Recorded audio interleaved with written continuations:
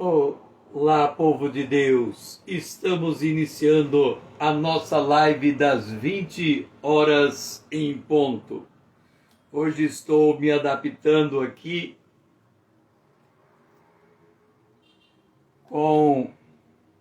Deixe-me organizar aqui. Ok.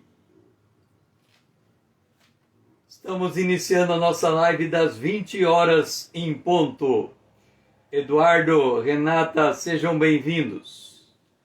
Nós estamos no módulo de número 7, Apocalipse.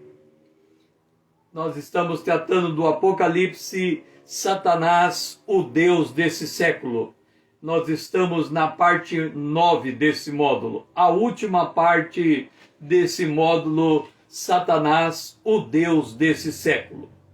Nós fizemos já uma grande apresentação a respeito de como foram criados anjos, de toda a dinâmica da movimentação celestial, da queda dos anjos. Nós temos demonstrado todo o quadro que antecede a própria criação do ser humano, a missão que foi concedida a Lúcifer e o quanto ele perdeu porque ele não guardou o seu lugar de direito.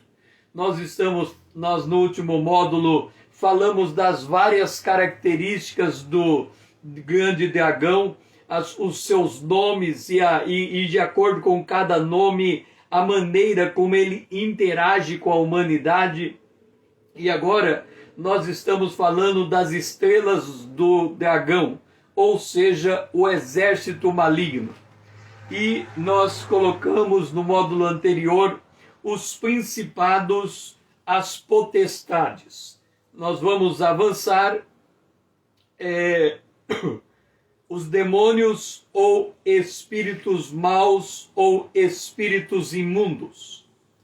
Nós temos uma referência em Mateus capítulo 8, versículo 16. Mateus, é importante que você me acompanhe na sua Bíblia, Mateus capítulo 8, versículo 16. 8:16. Chegado a tarde, trouxeram-lhe muitos endemoniados, e ele meramente com a palavra os expeliu os espíritos, e curou todos os que estavam com eles. Esses demônios, eles têm uma característica distinta dos anjos. Eles buscam corpos para, através desses corpos, terem uma habitação, ter uma morada. E eles podem entrar em grande quantidade no único ser humano. Então, nesse caso aqui dos gadarenos, Mateus capítulo 8, o verso 28, Jesus chega na terra dos gadarenos e ele encontra 2 homens endemoniados. E aí eles perguntam: vieste atormentar-nos antes do tempo? O tempo é o dia do Senhor, e depois dele, quando Satanás for amarrado. E aí eles precipitaram no despenhadeiro depois de passar daqueles homens para os corpos. E no livro de Lucas fala que é uma legião, ou seja, podia ter em cada um daqueles endemoniados 7.000 demônios. Então é uma situação muito complicada, a situação de uma pessoa que fica sob demônio.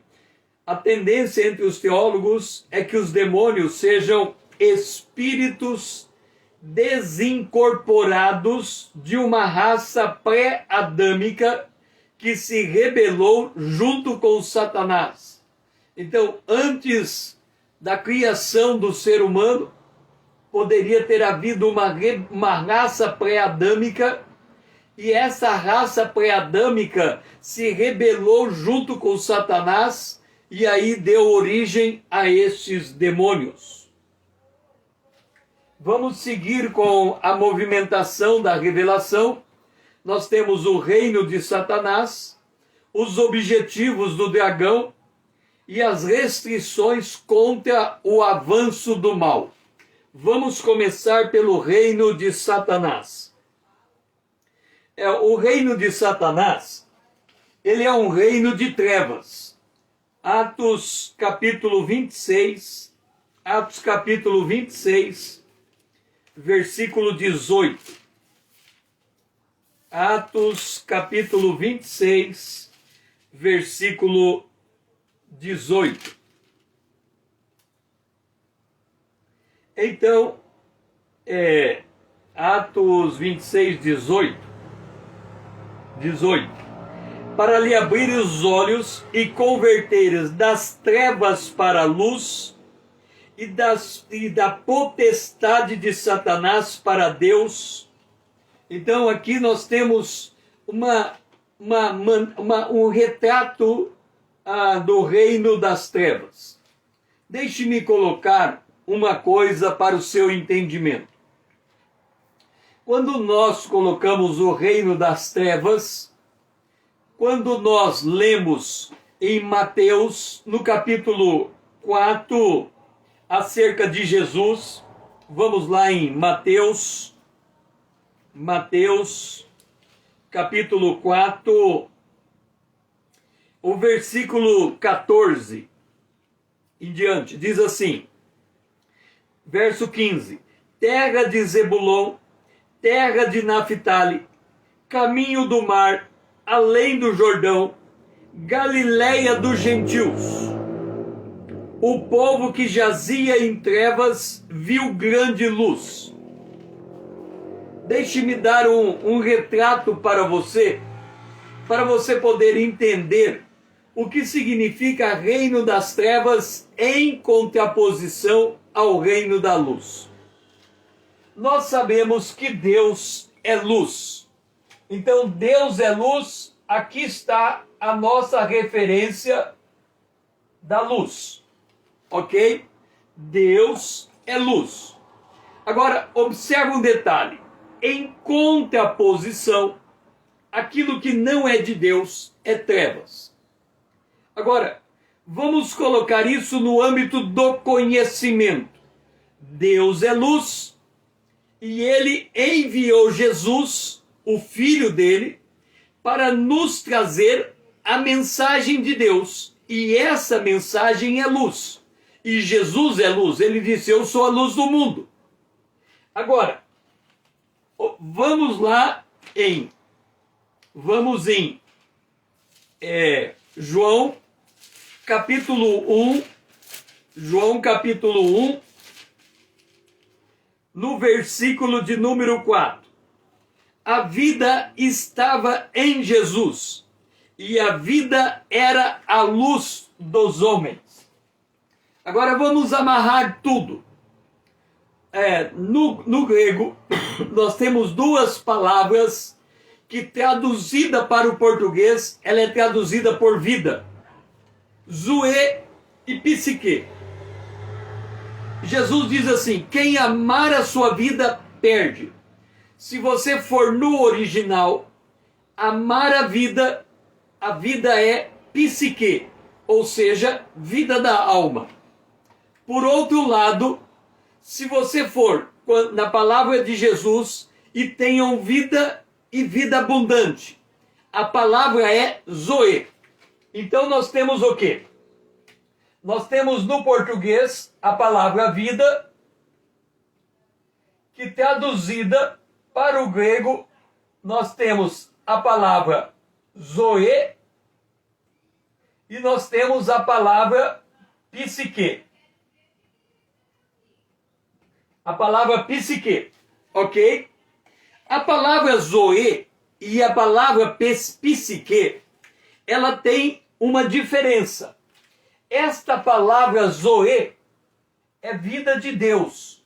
Então ela é vida eterna. Essa é a vida eterna. Essa psique é vida terrena.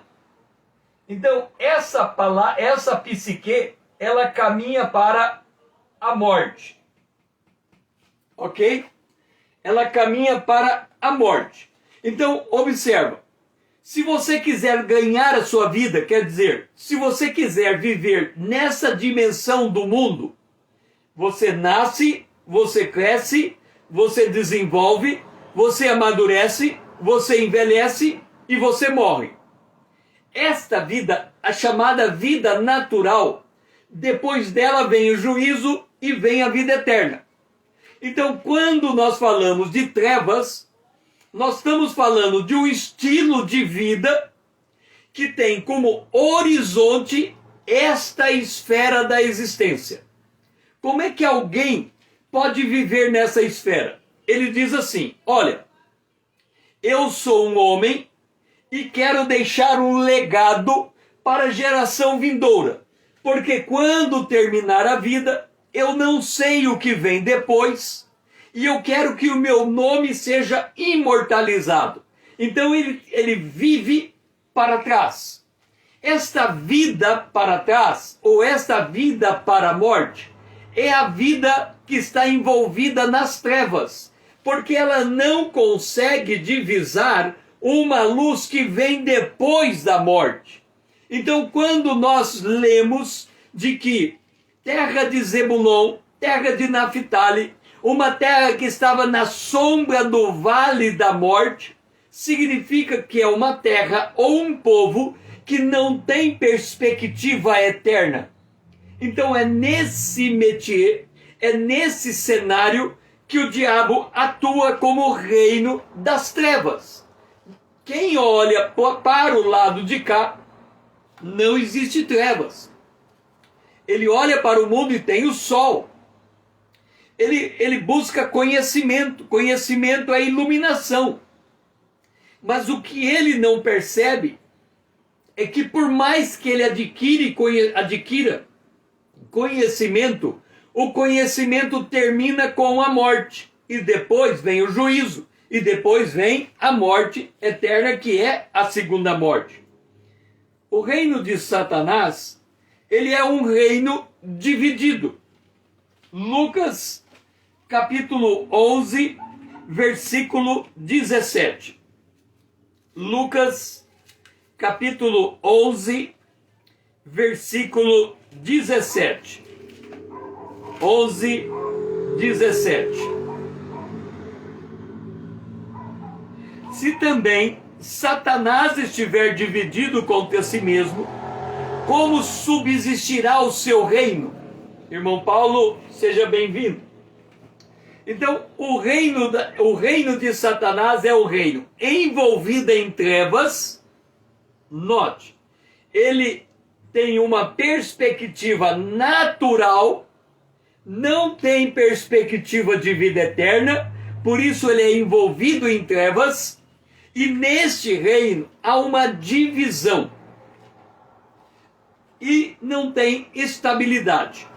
Deixe-me dizer para você como que se estabelece a divisão do reino das trevas. Porque quando nós olhamos para essa questão da divisão, a gente olha muito a divisão no sentido de inimizade, no sentido de guerra, no sentido de combate, no sentido de estremecimento, na quebra de relacionamento. Mas é mais do que isso. Quando a serpente chegou para a mulher e ela disse, colocando em dúvida a palavra de Deus, ela disse assim, vamos lá para Gênesis no capítulo 3.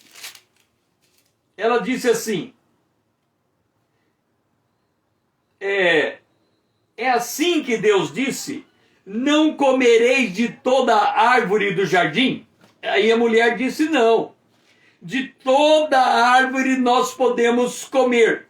Da árvore do conhecimento, essa a gente não pode comer, porque se dela comermos, vamos morrer. E aí Satanás diz, é certo que não morrereis. E aí ele lança a isca dele, que vai produzir a queda da mulher e depois de Adão. Ele diz, porque Deus sabe que se no dia que dele comerdes, se vos abrirão os olhos, e como Deus sereis, conhecendo o bem e o mal.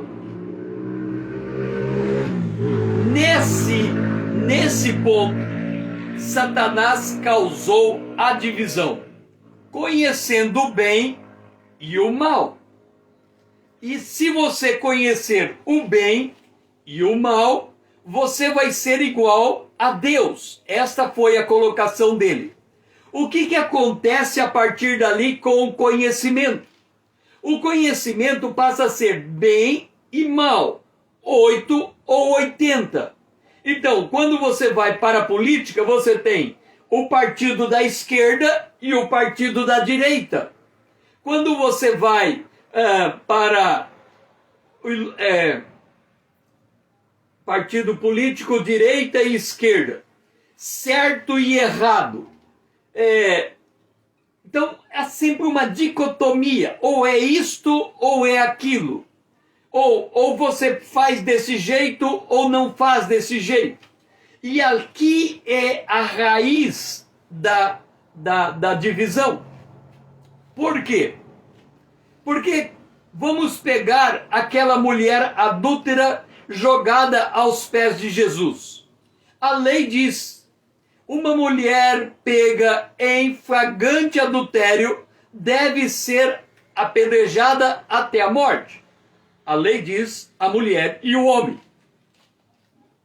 Mas eles pegaram a mulher e trouxeram a mulher para Jesus. E quando eles trazem a mulher para Jesus, o que eles dizem?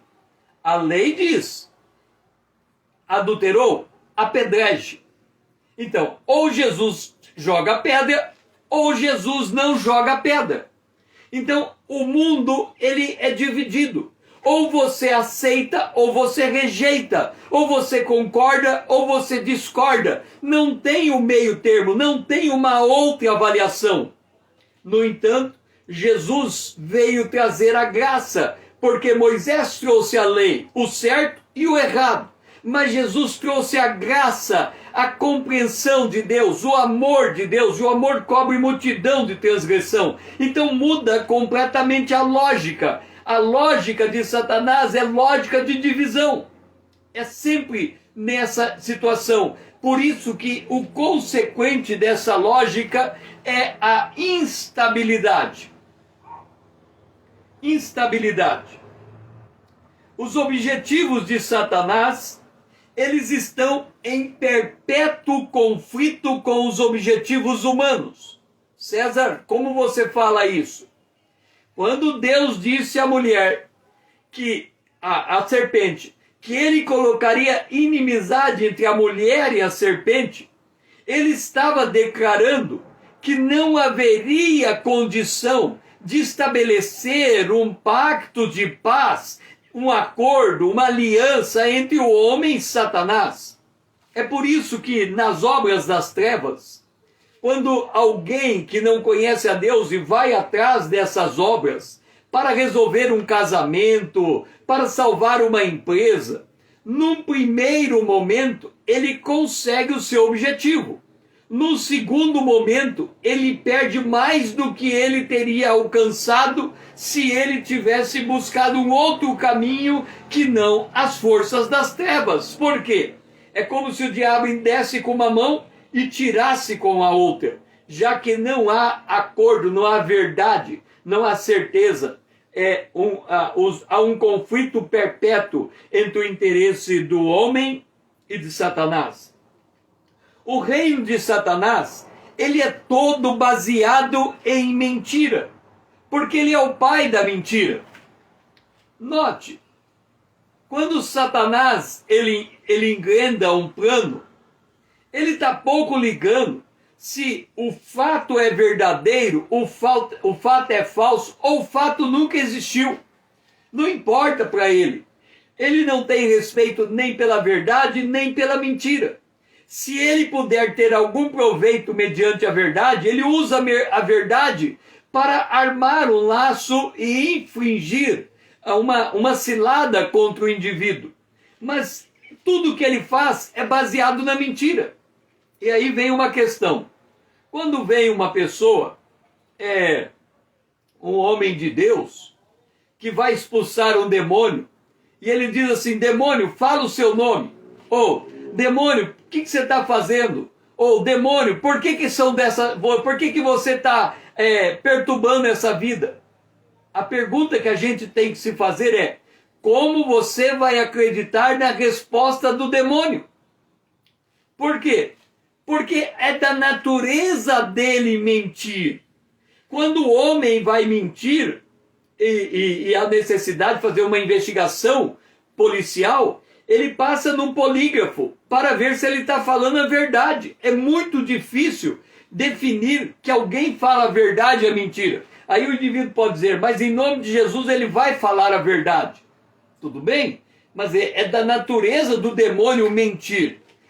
Se ele mentir, mesmo diante do nome de Jesus, ele está fazendo aquilo que lhe é próprio, é da sua natureza. Então uma informação como esta é uma informação altamente questionável. Satanás, ele é obcecado para matar, roubar e destruir. João 10:10. Eu sempre que leio esse texto, eu fico tentando reconstruir o texto. A impressão que dá é que tinha que ser roubar, matar e destruir. Mas o texto primeiro diz: ele primeiro mata, depois ele rouba, depois ele destrói. Basicamente a ideia é: ele mata o relacionamento do indivíduo com Deus.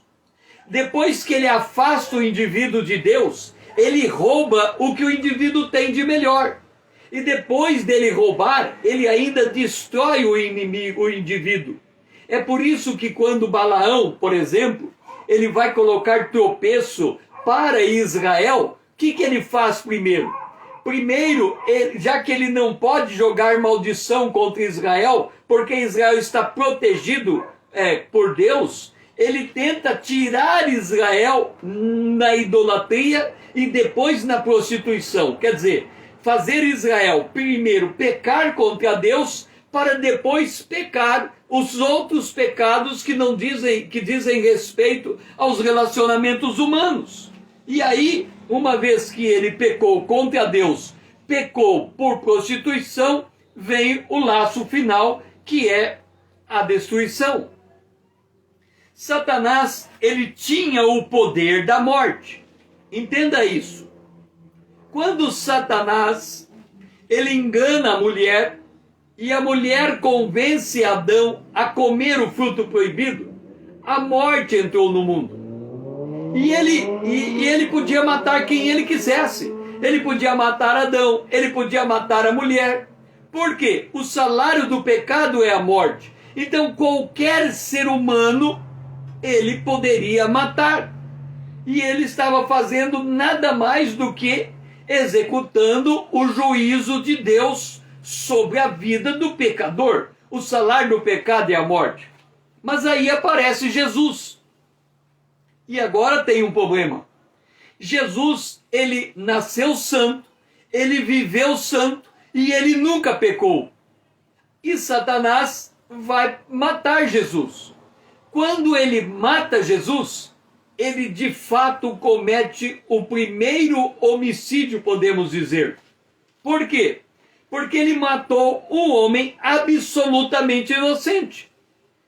E ali não tem chance. Ele comete o desatino de matar o Senhor da vida. É por isso que na morte de Jesus, Jesus pisa a cabeça dele. Porque ali ele revelou a verdadeira natureza dele. E Jesus o derrotou. Nós podemos ler isso em Hebreus capítulo 2, o versículo 14. Visto, pois, que os filhos têm participação comum de carne e sangue, destes também ele, Jesus, igualmente participou, para que por sua morte destruísse aquele que tem o poder da morte, a saber, o diabo. Então, quando Jesus morre, ele destrói o poder daquele que tinha o poder da morte. A partir dali, Jesus fica com a chave do inferno e da morte na mão, e Satanás não tem mais nenhum domínio sobre o planeta Terra, senão o da mentira. Pelo poder da morte, Satanás escravizou a humanidade sob o pecado, sujeitando-a à servidão dos seus apetites carnais, de sua ambição desmedida e do seu egoísmo latente. Entenda uma coisa. Quando Satanás, aliás, você já ouviu alguém dizer assim: olha, já que eu vou morrer, eu tenho que aproveitar a vida. E eu vou ter quantas mulheres eu quiser. O que ele está dizendo? Ele está dizendo, lá na frente tem a morte. Eu não sei o que vem depois da morte, mas não estou interessado em saber. Mas eu sei que já que a morte vem, então eu vou viver agora aproveitando o melhor da vida, porque quando chegar aquele dia, eu já aproveitei mesmo. Ignorância, porque ele não conhece que depois da morte vem o juízo, e depois do juízo vem a segunda morte. Mas por que ele não sabe dessas coisas que vêm depois? Porque ele tem medo de olhar para a morte. Então ele olha para a vida. E ele quer aproveitar a vida para não pensar na sua morte. Essa é uma maneira de expressar esse medo da morte e viver nos apetites carnais. Os homens naturais do reino das trevas, eles são vistos em Efésios capítulo 2, versículo 2 e 4. Os homens naturais, os homens sem Deus, os homens nascidos de mulher, os homens que não receberam Jesus como Senhor e Salvador, eles são vistos como filhos da desobediência e filhos da ira. Qual é o objetivo do dragão? O que ele quer alcançar? Nós temos que ter em mente, já que nós conhecemos todo o cenário da guerra espiritual, vamos abrir a nossa Bíblia em Isaías, capítulo 14, o versículo 14. Olha o objetivo de Satanás. 14.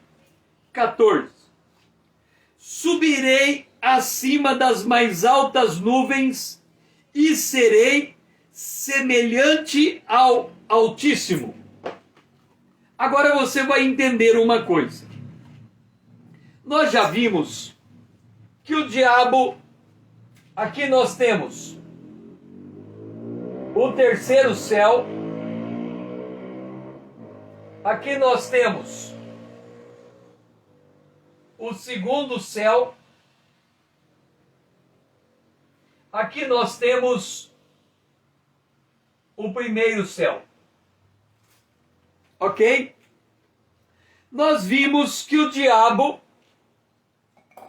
ele caiu do terceiro céu para o primeiro céu, o segundo céu. Aí vem a pergunta: o diabo tem todo o poder do céu e todos os poderes. Ele é o anjo mais poderoso. Por que ele simplesmente não destrói a terra? Por que ele simplesmente não destrói o ser humano? Se ele tem tanto poder como ele tem, por que ele simplesmente não acaba logo com tudo? E não manda todo mundo para o inferno? É porque o objetivo dele é ser igual a Deus. E quem Deus é? Deus é luz, Deus é amor, Deus é justiça. Então o diabo tem que criar uma falsa luz, um falso amor e uma falsa justiça. Ele, antes dele executar a intenção dele de acabar com a humanidade, ele tem que enganar a humanidade. Porque se ele não for capaz de enganar a humanidade, ele não se torna igual a Deus. Percebe? É por isso que a luta com o diabo, ela parece que ele não está muito interessado em destruir o ser humano. Porque você anda pela rua, o mundo jaz no maligno, e você olha para um lado e para o outro e diz assim, eu não estou vendo nenhum diabo. Não, não está. Por quê? Porque o diabo, ele não está se apresentando de forma assombrosa, ele não está se manifestando como um demônio, ele não está se manifestando como um grande dragão, uma antiga serpente. Não. Ele está se manifestando como um anjo de luz, como alguém cheio de amor, como alguém que quer o bem de todo mundo.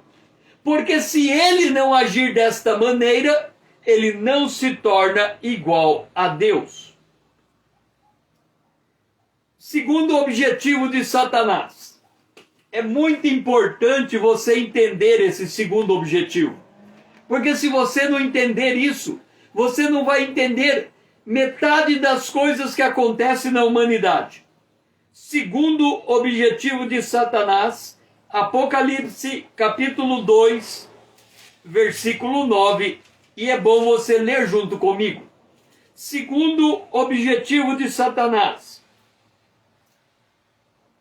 Conheço a tua tribulação, a tua pobreza, mas tu és rico, e a blasfêmia dos que a ti si mesmo se declaram judeu e não são, sendo antes da sinagoga de Satanás. Olha só, ele precisa criar uma sinagoga, uma religião. Não basta destruir o ser humano. Ele tem que matar primeiro o ser humano.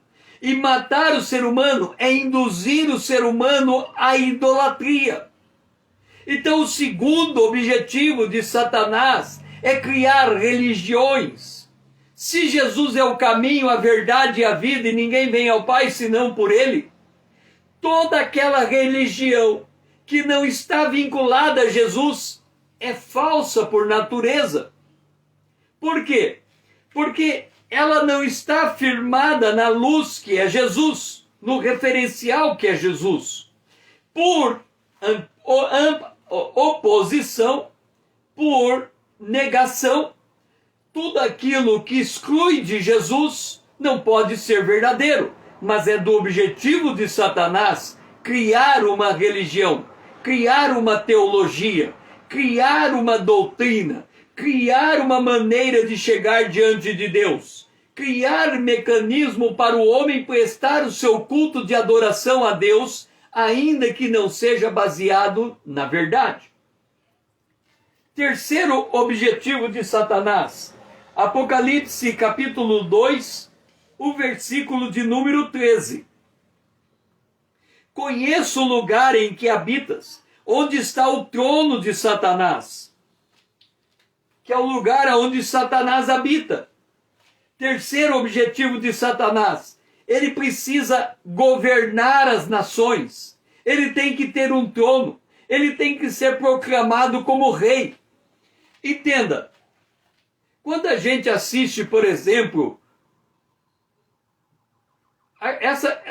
se ele pode ou não pode invadir os nossos pensamentos, é o de menos. Por que é o de menos? Vou dar três coisas para você entender que o que menos, o nosso pensamento é o de menos. Primeiro, homens bem treinados é capaz de ler o pensamento de alguém só pela expressão facial. Então, se homem, por exemplo, uma pessoa rouba, e ele chega para o delegado e diz assim, eu não roubei. O delegado olha na cara dele e diz, você está mentindo, você roubou. O que o delegado fez? Leu o pensamento do cara que está falando que não roubou. Ora, se um homem bem treinado lê o pensamento de uma pessoa, então só uma pessoa muito bem treinada seria capaz de esconder o que ela pensa. Esse é o primeiro ponto. Ok? Então Satanás, ele não precisaria ler o pensamento de uma pessoa para saber qual é a intenção da pessoa. Ele joga o pensamento, a pessoa pega a carona e ele arma o laço e derruba a pessoa. É o de menos saber o pensamento. Segundo lugar, está sendo desenvolvido tecnologia para você poder... O Google está desenvolvendo uma tecnologia que você pode digitar usando o pensamento.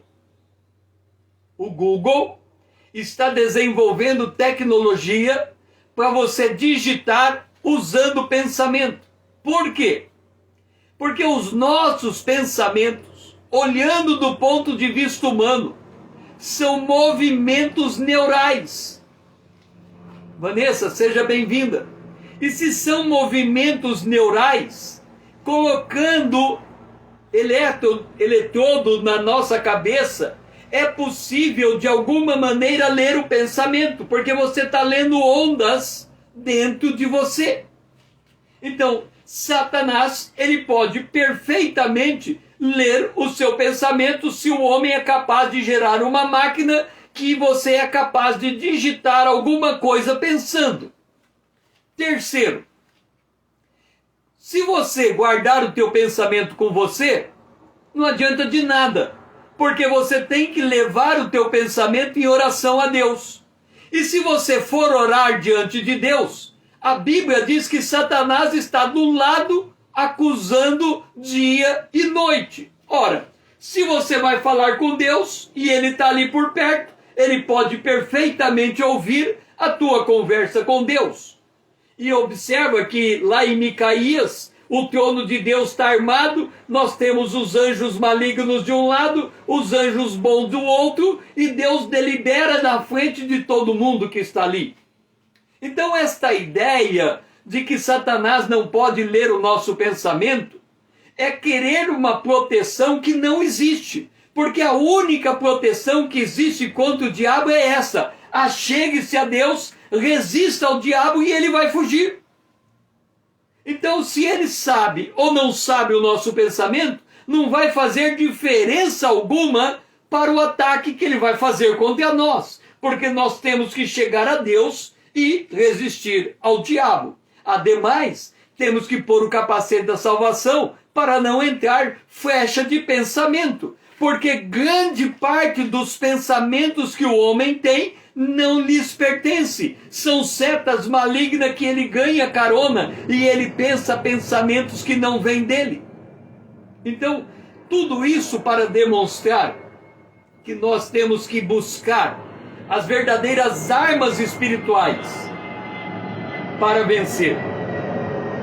Bom, outra coisa, Apocalipse capítulo 18, o versículo de número 13. Olha qual é o negócio de Satanás. Apocalipse 18, 13. Na última parte, ali falando de todas as mercadorias que será vendido na Babilônia, ele diz assim: e será vendida também almas humanas. Lembra que Deus disse à serpente que ela comeria do pó da terra? Lembra que Deus disse que o homem é pó e vai voltar ao pó? O diabo come daquilo que ele apodrece. Ele come do homem que ele leva para o pecado, porque depois do pecado ele leva para a culpa, depois da culpa ele leva para a morte. E quando o homem morre nos seus pecados, ele morre sem salvação. É por isso que Satanás começa como uma antiga serpente e termina como um grande dragão, porque ele foi se alimentando da maldade humana ao longo de todo o tempo. O método de Satanás é matar, é roubar e é destruir. A ambição de Satanás é reinar. Mateus capítulo 4, verso 8, ele diz para Jesus: todos os reinos da terra são meus, eu te dou. E aí volta novamente a questão: de muito cristão imaginar que o presidente da República, sendo cristão, está resolvido. Porque Satanás disse, todos os reinos da terra. Você acha que o Brasil é o quê? É reino da onde? Porque Jesus, quando foi preso, ele disse, o meu reino não é deste mundo. Se o meu reino fosse desse mundo, eu mandava anjos vir aqui e me livrar. Como o meu reino não é desse mundo, você pode me matar, pode não me matar, que não vai fazer diferença nenhuma.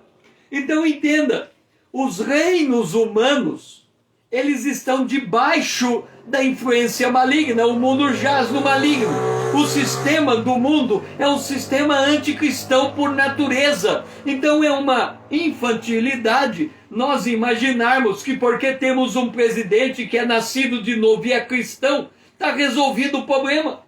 Porque os reinos do mundo pertencem a Satanás e Jesus só vai implantar o reino dele quando ele voltar. Ele não vai antecipar o reino dele. Quando a Bíblia diz que nós reinaremos em vida, nós reinaremos sobre os nossos corações, sobre as nossas paixões, sobre o domínio do nosso corpo. E não reinaremos no sentido de produzir na terra um reino milenar sem Jesus reinando sobre este governo. Satanás, ele quer ganhar a posição que ele tinha antes, lembra? Ele era o guardião da terra. Então, enganando o homem, ele pega de volta aquilo que ele perdeu. Quando Deus tinha colocado ele nessa função de dominar a terra. Ele estava no jardim de Deus, ele era o querubim da guarda ungida, ele estava no monte de Deus. Lá no segundo dia, ele era o guardião do planeta Terra, mas ele se rebelou e agora ele está correndo atrás do prejuízo. Tu dizias no teu coração, eu subirei ao céu e serei semelhante ao Altíssimo. Então, para Satanás alcançar o objetivo dele, ele vai se levantar contra tudo o que chama Deus. Entenda. Olha a dimensão da batalha. Hoje, o que é que se chama Deus? Por exemplo, o povo judeu é um povo que tem o nome de Deus sobre ele. A igreja é um povo que tem o nome de Deus sobre ela. Ok? Se Satanás vai destruir tudo que chama Deus, ele vai se levantar contra o judeu e ele vai se levantar contra a igreja. Isso é sabido, todo mundo sabe. Mas o que as pessoas não percebem, lá depois nós vamos ver quando chegar os selos e as trombetas e as taças, é que lá no Apocalipse tem uma igreja chamada Igreja Iníqua, que ela tem a aparência do cordeiro, mas ela fala como dragão. Aí você fala assim, César, essa igreja que tem a aparência do cordeiro e fala como dragão é do diabo. Mas se ela tem a aparência do cordeiro, ela também será destruída pela besta e pelo falso profeta. Porque até a igreja iníqua, até a igreja pecadora, levando o nome de Deus, num dado momento do tempo, será destruído por Satanás. Ele só vai poder aceitar adoração a si próprio. Então, no primeiro momento, ele persegue o povo judeu, depois ele persegue a igreja, volta a perseguir o povo judeu, e aí ele se volta contra a própria igreja iníqua, porque ela também leva o nome de Deus. Então, nem ela escapa da perseguição de Satanás. A sua estratégia é mentir. Ou seja, quais são as duas mentiras de Satanás? Dora, seja bem-vinda. A primeira mentira de Satanás é que o homem pode alcançar a imortalidade. César, como isso? Como é que o homem pode alcançar a imortalidade? Ora, o diabo quer criar uma sinagoga, uma igreja dele. Se ele criar uma religião e nessa religião falar que para você ser salvo, você tem que fazer determinada coisa, ele está dizendo para você que se você obedecer aquilo que aquela religião está determinando, quando morrer, você vai ter vida eterna. É o caso, por exemplo, dos homens bombas. Se ele morrer com uma bomba, ele vai direto para o paraíso. Ele vai ter vida eterna. Então essa é uma mentira de Satanás. A mentira de que o homem, por algum meio que não Jesus, ele pode alcançar vida eterna. Seja pela magia negra, seja porque ele vai pelo espiritualismo, seja porque ele faz boas obras, qualquer prática diferente da maneira como Deus diz que deve ser salvo, é uma maneira de alcançar uma pretensa imortalidade. Segundo, ele quer que o homem seja igual a Deus, adquirindo a suprema sabedoria. Como é que a gente nota isso? Por exemplo, hoje é muito comum no meio político as pessoas dizerem o seguinte: temos que investir na educação porque só a educação salva esse país. Qual é a lógica? Quanto mais conhecimento, melhores os homens serão. Mas se a gente acompanhar o fim da Idade das Trevas, e depois vem o renascentismo, o iluminismo, aonde que desembocou o renascentismo, o iluminismo e essas coisas todas? Na Primeira Guerra Mundial e na Segunda Guerra Mundial. Portanto, o conhecimento humano, pura e simplesmente, não é antídoto contra a falência moral do ser humano. Mas Satanás, ele diz, se você crescer em conhecimento, você vai ser igual a Deus. E como é que o mal vai ser restringido? Ou como Deus restringe o mal? Muita gente diz, e está certo isso, de que a presença do Espírito Santo na terra é a maneira como Deus restringe o mal. Ok. Aqui tem uma bola. Se isso aqui fosse aqueles balão de inflar, quando você pega o balão, infla ele e solta o ar, o balão sai voando até o ar acabar. Não é assim? Entenda. Se o Espírito Santo deixar de estar num lugar qualquer do universo, o universo murcha que nem um balão vazio que perde a direção. O que eu estou dizendo com isso? É que não é possível existir um lugar no universo sem a presença do Espírito de Deus. O Espírito de Deus pairava sobre as águas e havia trevas. Quando a igreja for arrebatada, o Espírito não vai embora. Ele continua na terra. E eu ouso dizer que a sustentação do lago de fogo também é feita pelo Espírito de Deus. Porque é Jesus que sustenta todas as coisas pela palavra do poder dele. E se vai existir um lugar chamado Lago de Fogo, é porque ele está sustentando a existência daquele lugar. Então, quando nós falamos, quem impede o mal é o Espírito Santo, é uma afirmação genérica que no final das contas ela não explica a maneira como Deus faz para impedir o mal crescer mais do que deve. Então, qual é o primeiro elemento para Deus segurar o mal na terra e não deixar o mal aumentar sobremodo? O primeiro está em Gênesis capítulo 1, verso 26. Façamos o homem à nossa imagem, conforme a nossa semelhança. Por exemplo, as pessoas dizem, se todas as religiões se unirem, haverá paz mundial. O que elas estão dizendo? É que os homens precisam achar um jeito de viver em paz entre si. É por isso que os homens criam o chamado pacto social.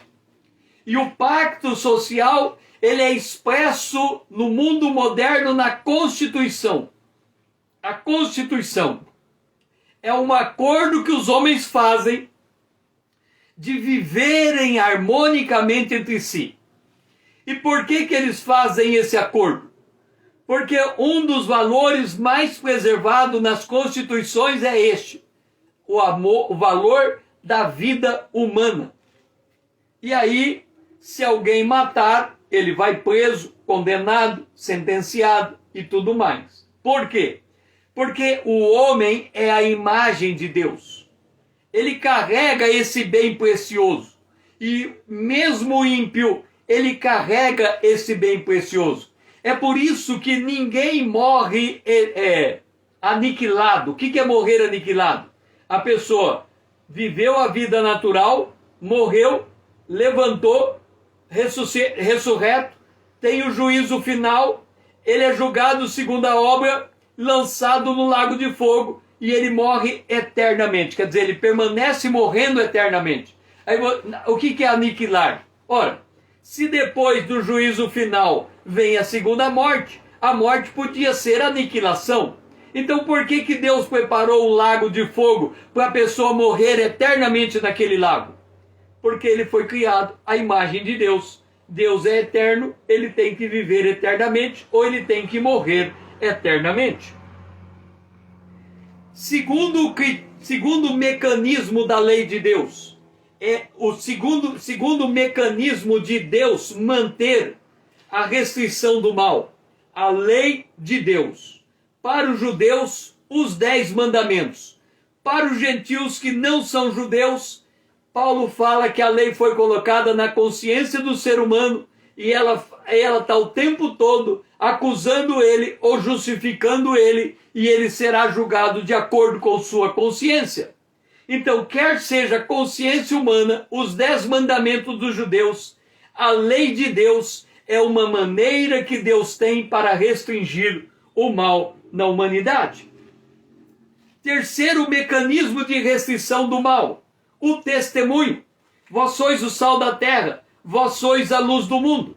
Então, se alguém dá valor à vida, se alguém obedece à lei de Deus, ele está dando testemunho da maneira como alguém deve viver no planeta Terra. É uma outra maneira de restringir o mal. É por isso que Jesus disse: se a igreja perder o sabor, ela não serve nem para Deus e nem para os homens. Lá no Apocalipse ele diz que ele afasta de si o candelabro. Ou seja, a igreja perde a capacidade de exercer influência no mundo que ela vive. E por fim, aí sim, o Espírito Santo. Por quê?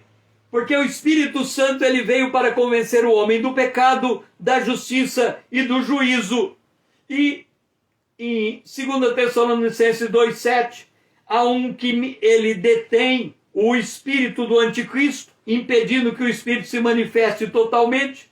Em Gênesis capítulo 6, verso 3, o meu espírito não agirá para sempre no homem, pois ele é carnal, e os seus dias serão 120 dias. Então, aqui estamos concluindo em 9 etapas esse conhecimento sobre o reino das trevas. Deixe-me confessar uma coisa para você. Nós tivemos 7 módulos. O primeiro módulo foi o módulo sobre a profecia. 4 horas no primeiro módulo. O segundo módulo foi o módulo, o texto profético. 4 horas o segundo módulo. O terceiro módulo foi a redenção. 4 horas o terceiro módulo. O quarto módulo, nós começamos a falar dos personagens do Apocalipse. O primeiro personagem foi a igreja, o corpo de Cristo. Esse foi o quarto módulo, 4 horas. Depois veio o módulo, o Deus Trino. Depois nós fizemos outro módulo, o módulo 4, 5, 6, Israel, o povo de Deus, 4 horas, o módulo 6. O Apocalipse é o módulo 7 e nós fizemos em 4 horas. Agora, eu me sinto envergonhado porque o módulo acerca do Deus Trino eu falei em 3 horas. O módulo sobre o dragão eu falei em 9 horas. Eu falei 3, 6, 9. 3 vezes mais sobre o dragão do que eu falei sobre Deus. Chamando a minha atenção agora aqui, eu percebo que é Deus Pai, o Filho, o Senhor e Jesus e o Espírito Santo. 3 pessoas eu falei em 3 horas. Satanás, ele quer imitar a Deus. E eu falei 3, 6, 9 horas. Por quê? Primeiro, porque tudo que nós estamos falando, em todos os módulos, de alguma maneira, estamos falando do absoluto domínio de Deus sobre os negócios humanos e sobre a batalha espiritual. Então, acerca de Jesus, permeia todos os módulos que eu estou falando. Razão porque, quando eu cheguei para falar exclusivamente do módulo Deus Trino, eu não quis ser repetitivo para aumentar o módulo mais do que ele foi. Eu falei o que eu entendi, eu precisava dizer. Com relação a este módulo, o 7º módulo, Satanás, o Deus desse século, eu entendo, e talvez você concorde comigo, que não há como nós entendermos as batalhas que vão acontecer no Apocalipse se a gente não conhecer a origem da história. Tem muita gente que ao estudar a Bíblia tem medo de saber sobre as coisas das trevas, que está na Bíblia. Porque acha que só porque está aprendendo, Satanás pode agir contra ele. Mas Paulo diz que nós devemos aprender a conhecer os ardis de Satanás. Então nós temos que ter uma visão macro, uma visão profunda de como as coisas estão acontecendo, para a gente não apequenar a guerra espiritual. Porque muitos que estão ensinando o Apocalipse, eles estão apequenando a guerra. E em que sentido estão apequenando a guerra? Eles não sabem se o primeiro selo está aberto, o segundo, o terceiro está aberto, mas já estão dizendo, não, o primeiro selo já foi aberto, porque está acontecendo isso na terra, aquilo na terra, e ele não tem a dimensão da batalha. Ele não percebe o que está envolvido no nível de batalha que o Apocalipse retrata. Eu sempre digo que, por exemplo, a pessoa diz, será que Jesus vai voltar logo, antes de ficar mais difícil, antes de acontecer uma guerra? E aí eu sempre volto a frisar, ora, por que você está preocupado se Jesus vai voltar antes de uma guerra? Se, quando teve a Primeira Guerra Mundial, a igreja estava lá. Teve a Segunda Guerra Mundial, a igreja estava lá. Agora, por que cargas d'água? Você acha que não pode ter a Terceira Guerra Mundial e a igreja continuar aqui e o arrebatamento ser depois? Aconteceu no passado, pode acontecer agora. Segundo, nós temos que entender que quando começar o anjo da morte for liberado no 4º selo, a Bíblia fala que a 4ª parte da humanidade vai morrer. E isso é 2 bilhões, em torno de 1 bilhão, 1 bilhão e meio de pessoas. Depois, vai lá na frente, nas taças, diz que a 1/3 parte da humanidade vai morrer. Isso é mais 1 bilhão e meio de pessoas. Então, quando o selo for aberto e tudo aquilo acontecer, 3 bilhões de pessoas vão morrer. Então, entenda a dimensão das coisas. É por isso que eu convido a você a estar junto comigo, estudando a palavra profética com profundidade. Que o Senhor seja louvado. Foi muito bom ter você aqui junto comigo. Eu convido você a estar amanhã às 20 horas em ponto. Vamos começar um novo módulo. Esse módulo é As Nações. Vamos conhecer agora o quinto personagem, porque já conhecemos a igreja, Deus Trino, o Israel, Satanás, e agora vamos entender o papel das nações no contexto do fim. Por outro lado, eu agradeço por você estar aqui. Se você ainda não faz parte do meu Instagram, venha me seguir para tornar essa conta relevante. Pegue esse aviãozinho, marque todos os teus amigos, encaminhe esse vídeo para frente, me ajude a levar esta palavra adiante. Eu preciso de você nesta obra. Foi muito bom estar com você aqui. Que você tenha um restante de dia abençoado na presença de Deus.